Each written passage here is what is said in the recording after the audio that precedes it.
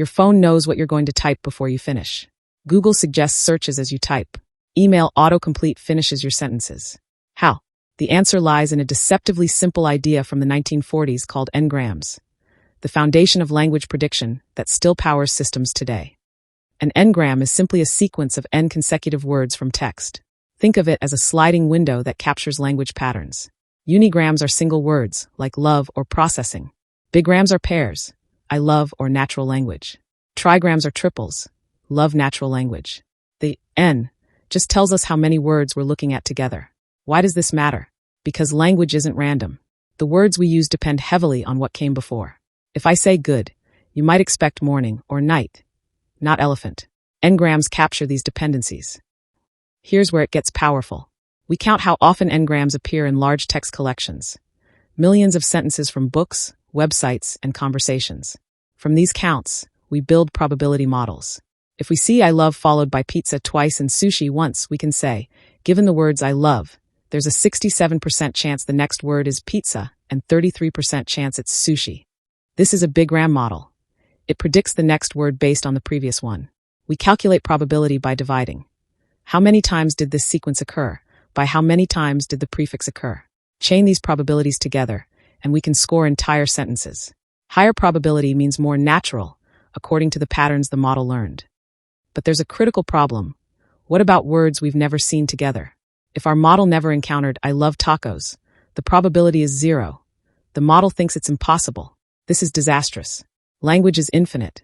We can't observe every possible combination. The solution? Smoothing techniques. The simplest is Laplace smoothing. Pretend you saw every possible Ngram at least once. Add 1 to all counts. Now I love tacos gets a small probability instead of 0. More sophisticated techniques like Kneser-Ney smoothing use clever math to redistribute probability mass, giving reasonable estimates even for unseen sequences. Smoothing is the difference between a model that breaks on real text and one that works. Ngrams have fundamental limitations. First, limited context. A bigram only sees one previous word. A trigram sees 2. But language often needs much longer context. To predict it, in the cat sat on the mat. It was comfortable. You need to remember cat from way back. Ngrams can't do that. Second, data sparsity. As n grows, the number of possible Ngrams explodes exponentially. Even massive datasets can't cover them all. Trigrams work okay. 4 grams and 5 grams become impossibly sparse. Third, no real understanding. Ngrams are just statistics. They don't know what words mean. Bank near river versus bank on your support? Same word, different meanings. Ngrams can't tell the difference. Despite their limitations, Ngrams never went away. They're still essential in many applications. Spell checkers use them to detect improbable word sequences and suggest corrections. Search engines use Ngram statistics for autocomplete, predicting your query before you finish typing. Text classifiers use Ngram features to detect spam. Phrases like free money or click now are telltale bigrams. Speech recognition systems use Ngram language models to choose between words that sound similar.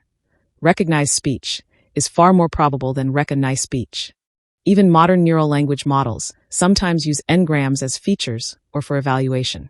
They're simple, fast, interpretable, and surprisingly effective for many tasks. Ngrams dominated language modeling for over 50 years. They introduced the fundamental idea: predict language using statistical patterns from data. But their limitations, small context windows, data sparsity, no semantic understanding, drove the search for better methods. In our next videos, we'll see how vector representations and neural networks overcome these limitations, building models that truly understand context and meaning.